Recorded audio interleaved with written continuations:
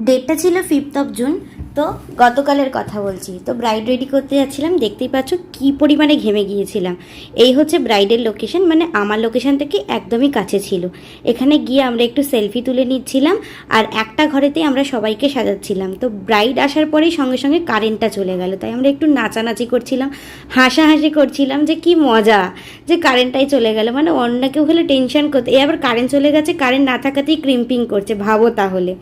তো যাই হোক, অ্যাট লাস্ট কারেন্টটা এলো। আমরা মজা করছিলাম যে কারেন্ট তো সবসময় থাকে, মানে অন্য কেউ হলে টেনশন করতো, কিন্তু আমরা একটু ওরকমই মজা করি। তো যাই হোক, ব্রাইডকে আমরা মেকআপটা স্টার্ট করে দিয়েছিলাম।